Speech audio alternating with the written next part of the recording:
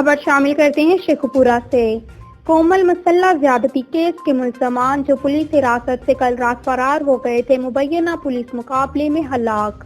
D P او شیخوپورہ غلام مبشر میکن نے اس واقعہ کا فوری نوٹس لیتے ہوئے وقوع میں ملوث پولیس اہلکاروں کو معطل کر دیا۔ ہمارے بیورو چیف طاہر خان کی رپورٹ کے مطابق پولیس پارٹی پر حملہ آور ہو کر ان کے 4 ساتھیوں نے پرویز اور جنید کو 24 گھنٹے پہلے پولیس حراست سے فرار کروا کر نامعلوم مقام پر لے گئے۔ پولیس کے مطابق ڈاکو پرویز اور جنید اپنے 3 ساتھیوں کے ساتھ خان کا ڈوگرا کے قریب گاڑیوں کو لوٹ رہے تھے، جہاں لوگوں کے اکٹھے ہو جانے پر شیخوپورہ کی طرف موٹر سائیکل پر بھاگ آئے، جس کے راستے میں گاؤں اوان بھٹیاں پر پولیس پارٹی کے ناکہ پر روکنے کی کوشش کی تو انہوں نے پولیس پر فائرنگ کر دی۔ فائرنگ کے تبادلہ میں دونوں بھائی اپنے ساتھیوں کی فائرنگ کے زد میں آ کر مارے گئے۔